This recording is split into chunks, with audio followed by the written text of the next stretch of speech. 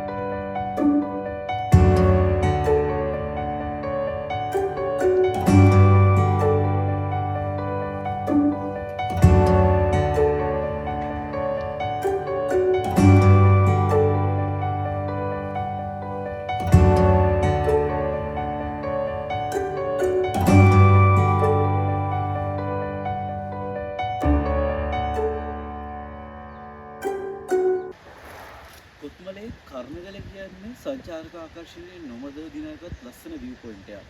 එදා ඒ තිබුණු සුන්දර කර්ණගල අද දකින්න පුළුවන් විදිහ තමයි මේ තියෙන්නේ. ඉතාමත් කේදනීය ශෝකජනක විදිහට තමයි මේ සුළුක නාට්‍ය බලපෑම කර්ණගලට සිද්ධ වෙලා තියෙන්නේ.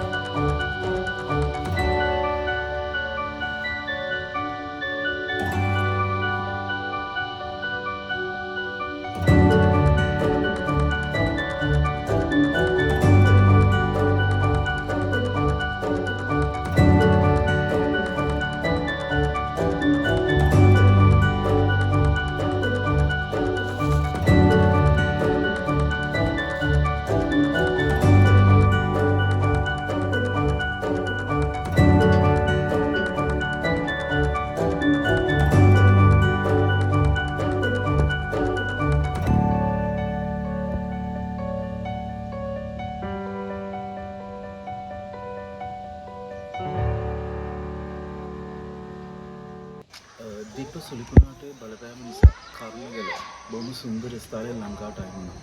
ඒ අවස්ථාවේදී කර්ණගල නිර්මාතෘ අයියා අපිට මේ බලුද ඉස්කෝලෙන් හම්බ වෙනවා. ඉතින් අයියේ අත්දැකීම කොහොමද සිද්ධ වුනේ? අපිට චුට්ටක් ඉගෙන විස්තර කියන්න බලන්න. අම්මගෙන් කවදාවත් හිතුවේ නැහැ මෙහෙම දෙයක් වෙයි කියලා. ඔයාමාට වගේ තමයි මේ ගල් කන්න දෙන්න පටන් ගත්තා. දවල් වතුර පාර කවදාවත් නැති විදිහට සැර වැඩි වුණා. කන්නින් වතුර පාර වැඩිවෙනවා. ඒ වතුර පාර තමයි අර විදිහට උඩ ඉන්න මුදිය ඇවිල්ලා තිබ්බේ. ඉතින් අවුරුදු ගානක් කිසියකින් මහන්සි වුණා කියන්නේ. ගොඩ දාන්න. අන්තිම අදියරේ තිබ්බේ අන්තිමට කබානේකේ ලයිට් එක දාන්න විතරයි තිබ්බේ. ඒක යමාගෙන් සම්පූර්ණ වෙලා ඉවරයි. ඒක දුරක් හරි. මේ වැඩේ පටන් ගෙන ගියේ. ඉස්සර කාලෙකට ඉතින් අවුලක් වෙලා තිබ්බේ නෑ. ඉතින් මේ එතන තිබ්බ දැම්ම වුණත් දැනට උනත් තියෙනවා ගලක්වත් එල්ලලා නෑ. ඉතින් පාරණ ස්ටේට් එක තිබ්බ කොටසක් ඒක. සංචාරක ආකර්ෂණය කියන්නේ උපරිමයෙන්ම වර්ධනය වීගෙන ගියපු තැනක් ඉතින්. තාමත් පිටියේ පොඩි බලාපොරොත්තුවක් හරි තියෙනවා ගොඩ ගන්න පුළුවන් කියලා. මම හිතනවා අනිවාර්යෙන් ගොඩ ගන්න පුළුවන් වෙයි කියලා. රජයෙන් පුළුවන් සපෝට් එකක් මට අරන් දෙන්න පුළුවන් නම් ඒක ලොකු දෙයක්. ඒ වගේම මෙතන මේ වගේ තැනක් මේ රටේ ජනතාවට ලෝකීය ජනතාවට නැති කරන්න එපා කියන ඉල්ලීම කරනවා. මගේ මහන්සිය ගැන හිතන්න මට රස්සාවක් හම්බුණා පොලිසිය ඉස්සයි කරනකොට මම ඒක අතෑරලා දාලා මම මෙතන පටන් ගත්තා. මම මෙතන සම්පූර්ණ හදලා තියෙන රස්තාවේදී මෙතන කල් ගහ දාගෙන උඩට යනකම්ම මෙතන ඉඳන් පවුල් සෑහෙන පිරිසකට ප්‍රතිලාභ හම් වෙන විදිහට මම වැඩක් කරලා තියෙනවා. ඒ මහන්සිය අපතේ යවන්න එපා කියලා මම ඔයාලා හැමෝගෙම ඉල්ලා හිටිනවා. පුළුවන් සපෝට් එකක් මට ලබා දෙන්න. ඉස්සරහට මේක කරගෙන යන්න පුළුවන් විදිහට අතාරින්න කියලා කිසිම තැනකවත් බලාපොරොත්තුවක් නැහැ. කොහොම හරි ගොඩ ගන්න තමයි හිතේ තියෙන්නේ. thank you ඔයාලා ඇවිල්ලා අපිට දෙන සපෝට් එකට මේක ගොඩ ගන්න කියලා කායින් හරි වචනයක් හරි එනවනම් ඒක තමයි ලොකුම දේ ඉතින්. ඉතින් මෙච්චර සුන්දර ආකර්ෂණයක් ලංකාවට ගෙනාවු ඒ ස්ථානයේ මේ වෙනකොට විනාශකත්වයට පත් වෙලා තියෙනවා. ඉතින් අපි නැවතත් ඒ ස්ථානයේ තිබ්බ විදිහට යථාර්ථයට පත් කරන්න ඕනේ කියන තැන තමයි අපි තින්නේ.